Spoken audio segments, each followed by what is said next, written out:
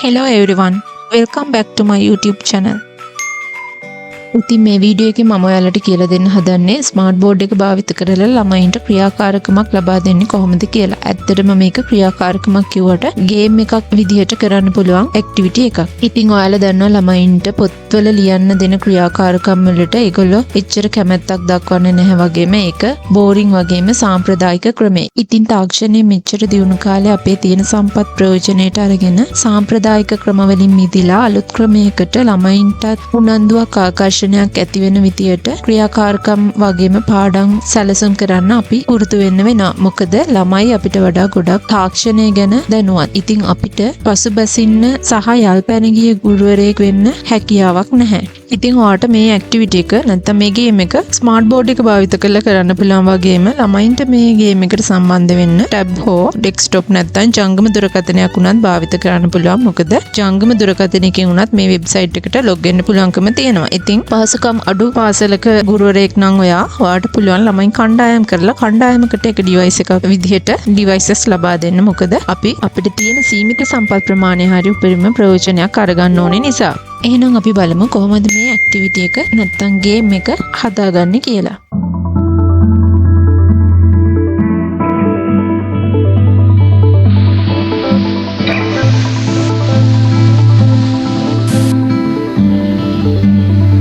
ඉතින් ඔයා මුලින්ම කරන්න ඕනේ වෙබ් බ්‍රවුසර් එකක් භාවිත කරලා kahoot.com කියලා සර්ච් කරන්න ඕනේ.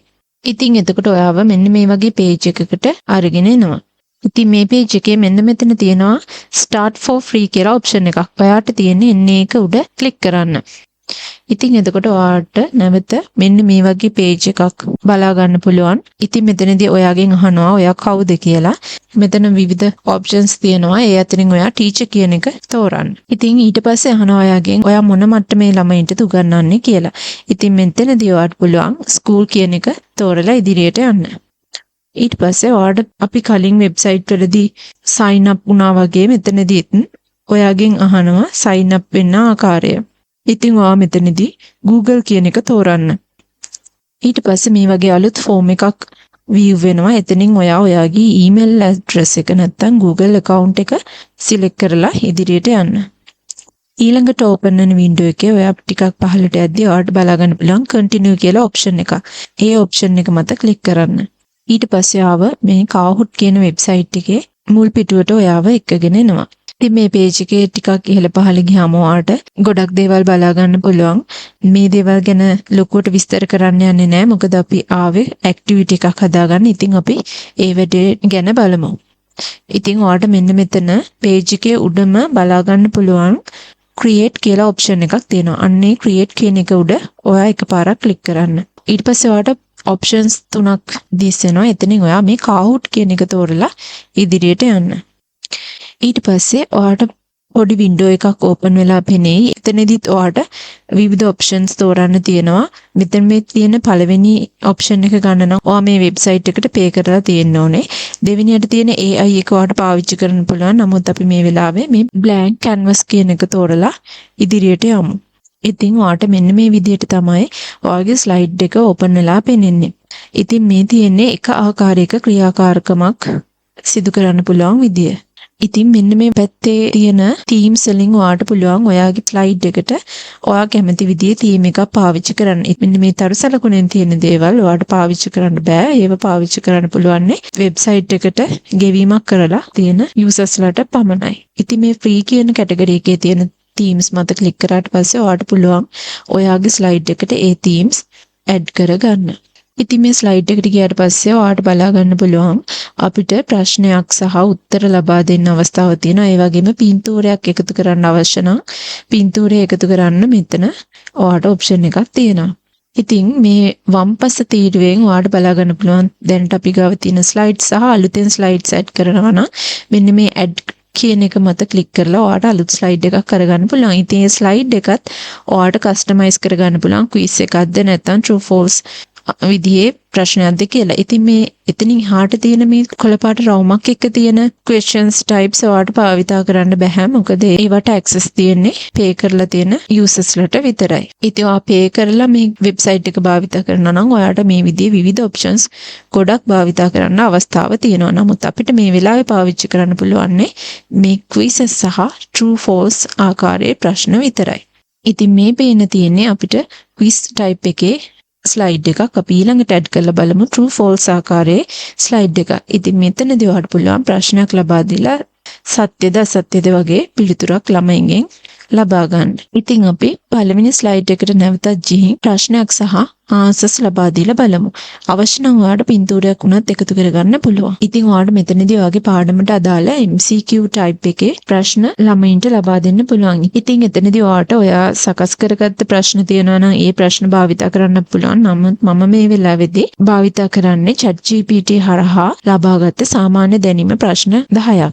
ඉතින් ඔයාලට ඔයාලගේ පාඩමට අවශ්‍ය ප්‍රශ්න සකස් කරගන්න උනත් පුළුවන් ChatGPT වගේ AI tool එකක් භාවිතා කරලා. නැත්නම් ඔයාට ඔයා සකස් කරපු ප්‍රශ්න උනත් මෙතනට භාවිතා කරන්න පුළුවන්. ඉතින් කාලය ඉදිරි කරගන්න අවශ්‍ය නම් ඔයාට පුළුවන් ඔයාගේ පාඩම සඳහන් කරලා පාඩමට අදාළව MCQ ප්‍රශ්න AI tool එකක් භාවිත කරලා සකස් කරගන්න. ඉතින් මම මේ වෙලාවේදී සකස් කරගත්ත ප්‍රශ්න ටික කොපි කරලා මෙතෙන්ට පේස්ට් කරගන්න තමයි හදන්නේ. ඔයාට මෙතනදී ටයිප් කරන්නත් පුළුවන්, අවශ්‍ය නම් කොපි පේස්ට් කරන්නත් පුළුවන්. ඉතින් මේ වෙලාවේදී ඔයාට පුළුවන්කමක් නැහැ ප්‍රශ්නය සහ උත්තර එකම අවස්ථාවේ පේස්ට් කරගන්න. ඔයාලට කරන්න වෙන්නේ ප්‍රශ්නය සහ උත්තර වෙන වෙනම කොපි කරගෙන ඇවිල්ලා වෙන වෙනම පේස්ට් කරන්න. ඉතින් ඒකට තියෙන පහසුම ක්‍රමය තමයි ඔයා පළවෙනි ප්‍රශ්නෙට අදාළ ප්‍රශ්නය සහ ආන්සර්ස් 4 එකපාර කොපි කරගෙන ඇවිල්ලා මෙතනදී පේස්ට් කරන්න එකින් එක. ඉතින් කොපි කරගන්නකොට ඔයාට පුළුවන් කෙටි ක්‍රමයක් භාවිතා කරන්න. කොපි කරගන්න අවශ්‍ය කොටස සිලෙක්ට් කරලා control ඔබාගෙන C කියන බටන් එක ප්‍රෙස් කරන්න. ඉතින් මේ විදිහට මම ප්‍රශ්නය සහ උත්තර 4ත් එකම අවස්ථාවේ මේ විදිහට වෙන වෙනම කොපි කරගත්තා. ඉතින් පේස්ට් කරනකොට ඔයාට පුළුවන් Windows key එක ඔබාගෙන ඉන්න ගමන් V අකුර ඔබලා ඔයාගේ කොපි කරගත්ත දේවල් ටික බලා ගන්න. ඉතින් එතනදී ඔයාට පුළුවන් මුලින්ම ප්‍රශ්නේ පේස්ට් කරන්න. ඊට පස්සේ මේ විදිහට අදාළ උත්තර වෙන වෙනම තෝරලා පේස්ට් කරගන්න.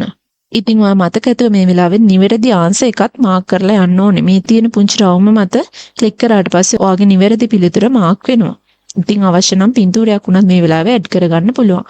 ඉතින් ඊළඟට අපි යමු ඊළඟ ස්ලයිඩ් එකට. අපි ඊළඟ ස්ලයිඩ් එකේ දාලා තියෙන true false ආකාරයේ ප්‍රශ්නයක් නිසා අපි නැවත ඇඩ් කරගමු quiz type එකේ ස්ලයිඩ් එක. ඉතින් ඔයාට පුළුවන් මේ වෙලාවේදී පහසුවෙන්ම ඇඩ් කියන එක මත ක්ලික් කරලා ඔයාට ඕනේ ප්‍රශ්න ආකාරය මත ක්ලික් කරන්න. ඉතින් එතකොට ඔයාට අලුත් ස්ලයිඩ් එකක් මේ විදිහට ඇඩ් වෙනවා. ඉතින් මේ වෙලාවේදී මම කලින් වගේම ප්‍රශ්නේ සහ ආන්සර්ස් 4 කොපි කරගෙන ඇවිල්ලා මෙතනදී පේස්ට් කරගන්නවා. ඉතින් මේ විදිහට මම quizzes type එකේ ප්‍රශ්න 8ක් මෙතනට කොපි පේස්ට් කරගන්නවා.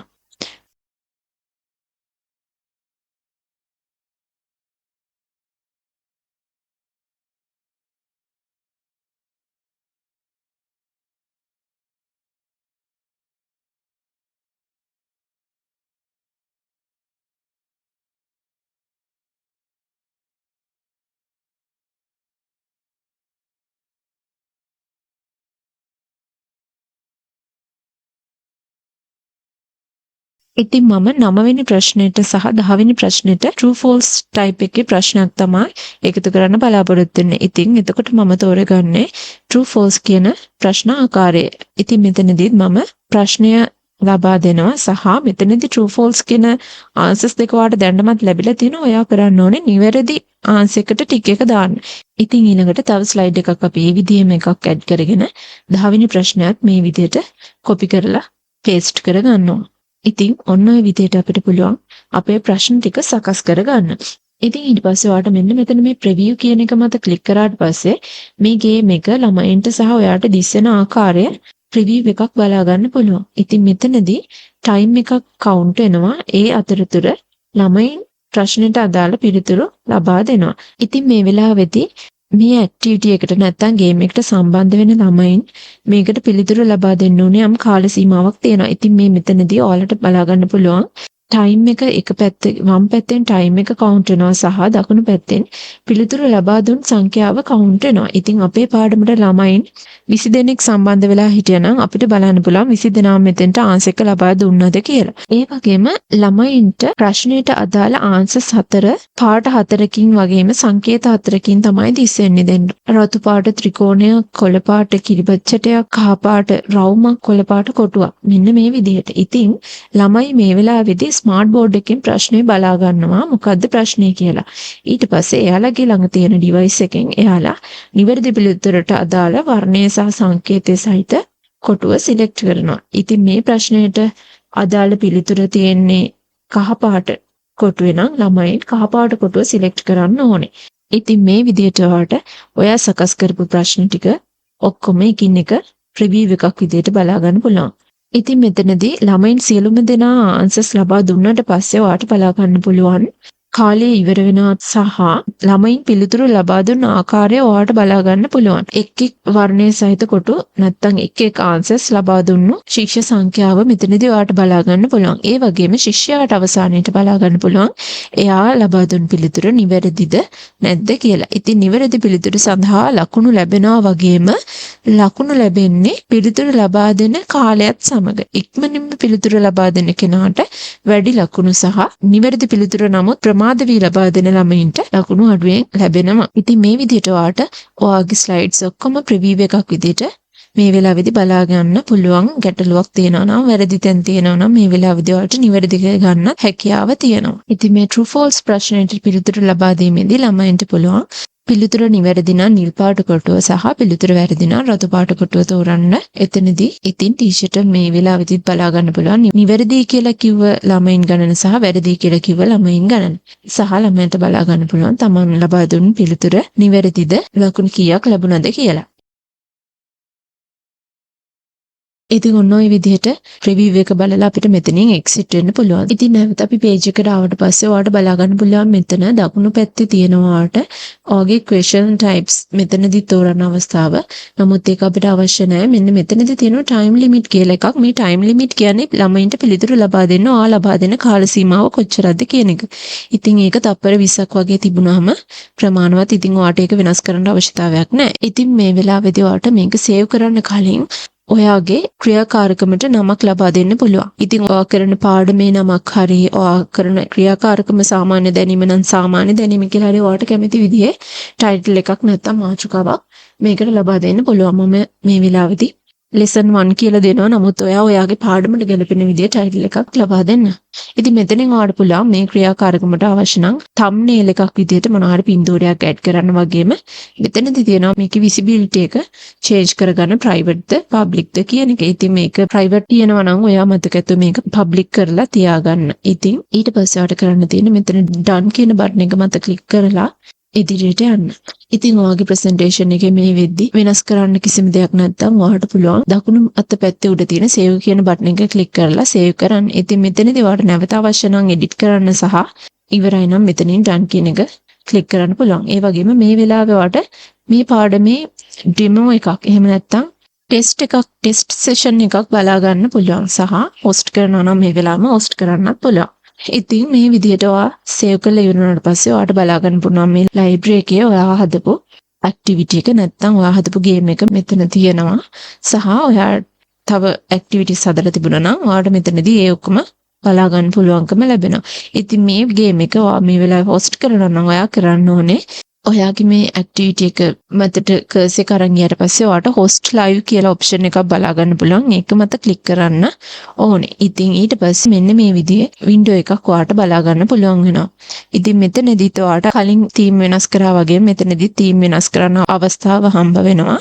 අවශ්‍ය නම් ඔයාට වෙනස් කරගන්නත් පුළුවන්. එහෙම නැත්නම් ඔයාට මෙන්න මෙතන තියෙන start කියන ඔප්ෂන් එක මත ක්ලික් කරලා ඉදිරියට යන්න පුළුවන්. ඉතින් මෙන්න මේ වෙලාවේ ඔයාට කෝඩ් එකක් ජෙනරේට් වෙනවා බලා ගන්න පුළුවන්.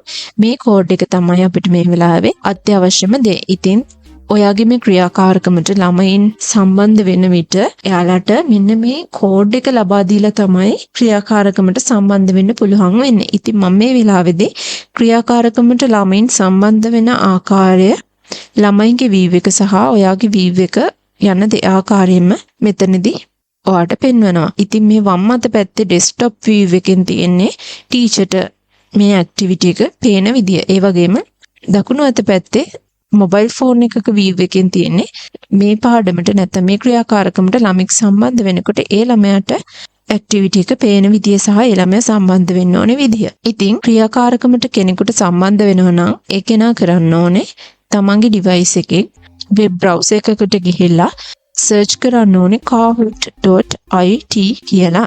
ඉතින් එතකොට ඔයාට හම්බ වෙන්නේ මෙන්න මේ පළවෙනි ලින්ක් එක මත ක්ලික් කරාට පස්සේ ඔයාට පුළුවන් පාඩමට ජොයින් වෙන්න. ඉතින් එතනදී ඔයාට මේ වගේ වින්ඩෝ එකක් ඕපන් වෙලා පේනවා. එතනදී ඔයාගෙන් අහනවා ගේම් එකේ පින් එක ලබා දෙන්න කියලා. ඉතින් ඒ වෙලාවේදී ඔයා ලබා දෙන්න ඕනේ මේ ඩෙස්ක්ටොප් view එකේදී අපි ජෙනරේට් කරගත්ත මේ කෝඩ් එක. ඉතින් ඒ කෝඩ් එක එතෙන්ට ලබා දීලා ඉදිරියට ගියාට පස්සේ ඔයාට නික්නේම් එකක් ලබා දෙන්න කියලා කියනවා. ඉතින් ඔයාට කැමති නමක් ලබා දෙන්න පුළුවන්. ඉතින් මේ වෙලාවේ ඔයාට ටීචර්ගේ view එකෙන් බලා ගන්න පුළුවන් පාඩමට ළමයි කී දෙනෙක් සම්බන්ධ වෙනවද කියන එක. ඉතින් ඔයාට ළමයි සියලුම දෙනා සම්බන්ධ වුණාට පස්සේ ඉදිරියට යන්න පුළුවන්. මෙතනදී ඔයා මතක තියාගන්න ඕනේ කාරණාව තමයි ක්‍රියාකාරකම මෙතනින් ඉදිරියට ගියාට පස්සේ අලුත් කෙනෙකුට ඇඩ් වෙන්න බෑ. ඒ නිසා සියලුම දෙනා ඇඩ් වෙනකන් ඔයා මෙතනදී බලාගෙන ඉන්න ඕනේ. මොකද ඔයා දන්නවා ඔයාගේ පන්තියේ මේ වෙනකොට ළමයි කී දෙනෙකුට ඔයා ඩිවයිසස් දීලා තියෙනවද, කී දෙනෙක් මේකට ජොයින් වෙනවද කියලා. ඉතින් ඒ හැම කෙනාම ජොයින් වුණාට පස්සේ ඔයාට පුළුවන් මෙන්න මේ ස්ටාර්ට් කියන බටන් එක ක්ලික් කරන්න. ඉතින් එතකොට ළමයින්ට බලා ගන්න පුළුවන් ප්‍රශ්නය ස්මාර්ට් බෝඩ් එකකින් සහ ආන්සර්ස් ලබා දෙන්න පුළුවන් ළමයි අතේ තියෙන ඩිවයිසස් වලින්. ඉතින් මේ විදිහට ප්‍රශ්නේ බලා ගන්න ළමයින්ට අවස්ථාව දෙනවා යම් කාලයක්. ඊට පස්සේ ආන්සර්ස් ලබා දෙන්න තප්පර 20ක් මේ වම් අත පැත්තෙන් කවුන්ට් වෙනවා ඔයාලට පේනවා.